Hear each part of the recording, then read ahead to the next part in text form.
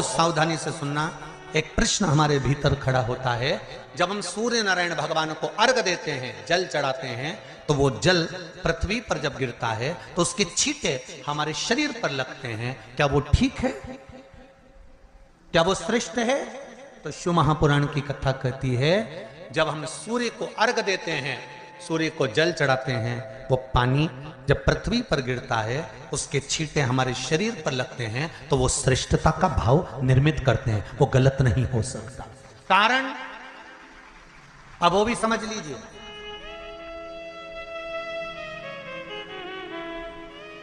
अब सूर्य नारायण भगवान को आप जल चढ़ा रहे हो तो छींटे नहीं लगे, उसके लिए क्या स्टूल पे चढ़ के चढ़ाओगे कि कुर्सी पे चढ़ के चढ़ाओगे?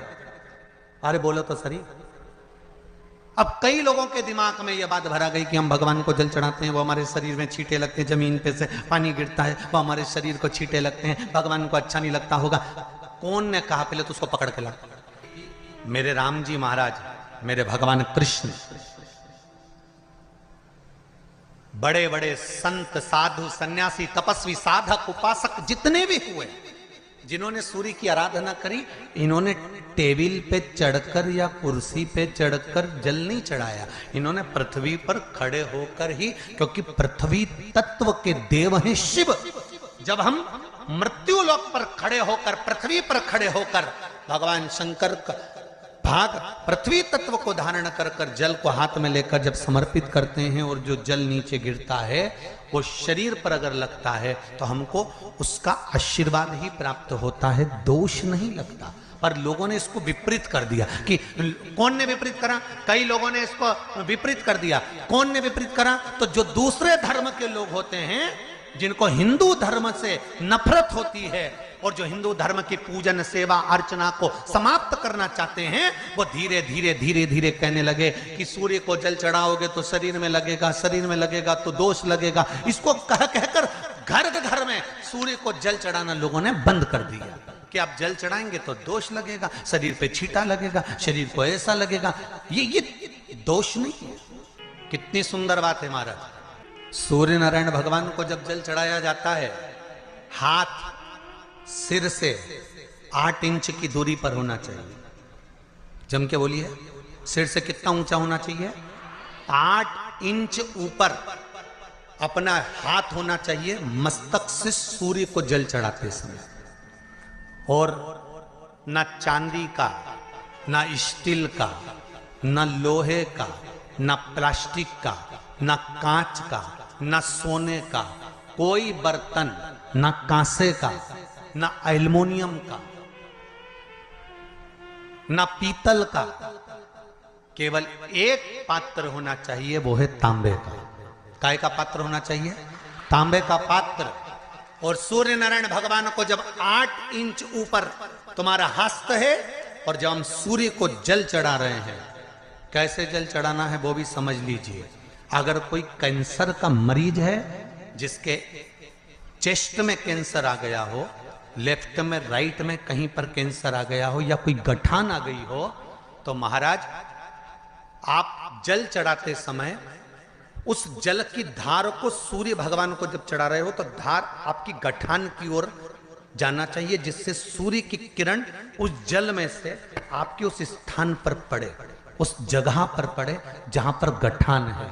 महाराज आप लगातार जल तो चढ़ाना चालू करो, अच्छे अच्छे डॉक्टर फेल हो जाएंगे और कह देंगे गठन ठीक हो गई। आपका लीवर और किडनी गड़बड़ कर रहा है, आप प्रतिदिन, आपका स्वास्थ्य गड़बड़ रहता है, आप प्रतिदिन ये ज्योतिष शास्त्र के अंतर्गत, रत्न शास्त्र के अंतर्गत, ये रत्न शास्त्र, ज्योतिष शास्त्र, रंग शास्त्र जो हमारे यहाँ है, रंगों के हिसाब से ये जितने रत्न होते हैं, माणिक हुआ, मोती हुआ, नीलम हुआ, मूंगा हुआ, पुखराज हुआ, ये क्यों कहते हैं ये पीला है, ये सफेद है, ये नीला है, ये लाल है, इसको शरीर में क्यों पहनाते हैं? उसका कारण होता है कि जब शरीर में पहनते हैं, सूर्य की किरण उसमें पड़ती है, हमारे शरीर पर वो कलर का इफेक्ट पड़ता है, उस कलर को शरीर पर लगता है, और शरीर पर लगता है तो हमारा शरीर धीरे धीरे, हमारी जो इंद्रियां हैं वो सही होने लगती हैं, काम सही होने लगता है। तो आप कहते हो ना, सब मैं कौन सा नक पहनूं, मैं कौन सा मोती पहनूं, मैं कौन सा पुखराज पहनूं, मैं कौन सा नीलम पहनूं, वो ज्योतिष शास्त्र के अंतर्गत, रत्न शास्त्र के अंतर्गत जितने रत्न हम पहनते हैं ये केवल उस किरण के लिए ही तो पहनते हैं कि जो सूर्य की किरण मिले, उस किरण का प्रभाव हमारे शरीर पर पड़े। तो इन सबसे अच्छा है कि सुबह शंकर भगवान का नाम लो, तांबा का लोटा में जल भरो, 8 इंच ऊपर सिर से हाथ होना चाहिए, और सूर्य नारायण भगवान का दर्शन साधारण नहीं, जो जल तुम चढ़ा रहे हो वो जल की जो धार आ रही है उसमें सूर्य का दर्शन होना चाहिए, तो कैंसर की बीमारी कभी नहीं हो सकती। लीवर, किडनी, हार्ट, आपके हार्ट में अगर तकलीफ है, डॉक्टर ने कह दिया कि इसमें नस चोक है, आपको कहीं ना कहीं छल्ला डलेगा, आपको कह दिया इसमें कुछ ना कुछ प्रॉब्लम आ रही है, आप सूर्य को अर्घ देना चालू कर दो, सूर्य को जल चढ़ाना चालू कर दीजिए। आप सूर्य को जल चढ़ाओ, वो जल की जो तरंग आ रही है, वो जल जो निकल कर जा रहा है, उसकी जो किरण आपके हृदय पर, आपकी छाती पर पड़ रही है, नाड़ियों में पड़ रही है, नसों में पड़ रही है, उसका बल देखो तो सही। 1 महीना लगातार चढ़ाओ, तो 15 दिन 20 दिन कर तो देखो। क्यों राम जी महाराज जल चढ़ाते थे, क्यों भगवान कृष्ण जल चढ़ाते थे सूर्य को, क्यों दशरथ जी महाराज जल चढ़ाते थे, क्यों कश्यप ऋषि जल चढ़ाते थे सूर्य को, सारे 33 कोटि देवता, सारे ऋषिवर, साधु संत सन्यासी तपस्वी साधक उपासक सब भगवान सूर्य को अर्घ दिया करते थे। क्यों देते थे, किस लिए? सूर्य नारायण भगवान को जल चढ़ाते समय आपके पंजों की एड़ी ऊंची नहीं होना चाहिए, ध्यान दीजिएगा। आपका पंजा पांव का पूरा की पूरा जमा होना चाहिए भूमि पर। हाथ कितने इंच ऊपर? 8 इंच ऊपर होना चाहिए। जल जो गिरे, सूर्य की किरण, सूर्य का दर्शन उस जल की रोशनी में करना चाहिए। क्या होगा उससे? जिस बच्चे को आंख में चश्मा लगा हो, मोटे से मोटा चश्मा लगा हो, छूट नहीं रहा हो, तो थोड़े दिन उसको सूर्य का अर्घ चढ़वाना चालू कर दो, और जल में से सूर्य का दर्शन कराना चालू कर दो। सूर्य का दर्शन जल में से 2 महीना 2.5 महीना बहुत है, आंख की रोशनी बढ़ जाएगी, चश्मा हट जाएगा। आप कर देखिए। अब एक प्रश्न और खड़ा होता है सूर्य को अर्घ देने का। गुरुजी, पंचदेव पंचायत में सूर्य नारायण भगवान शंकर की पंचायत में हैं। सूर्य नारायण को हम फ्लैट में रहते हैं, हम फ्लैट के अंदर रहते हैं, तो हम फ्लैट में रहते हैं, हमारे यहाँ अगर छज्जा नहीं है, हमारे यहाँ जगह नहीं है, तो हम सूर्य को अर्घ कैसे दें? तो महाराज खिड़की तो होगी, अगर घर में फ्लैट में पानी ढुलेगा और आप लोग नहीं समेट सकते तो एक बाल्टी रख लो, एक पात्र रख लो, पर सूर्य नारायण भगवान को अर्घ देकर रोशनी शरीर पर पड़ना चाहिए। जिंदगी में कभी कोई बड़ी बीमारी नहीं आ सकती। कितने लोग देते हैं सूर्य को अर्घ? जरा हाथ उठाओ। बहुत बढ़िया, बहुत जोरदार। पुरुष लोग भी देते हैं ना, चाहे बच्चे से बच्चा, बच्चों के हाथ में भी 1 लोटा पानी पकड़ाओ। घर में छोटे बच्चे हो ना, उनको तांबे का लोटा दो, पानी दो, जा बाहर खड़े हो जा, 1 लोटा पानी चढ़ा के आ।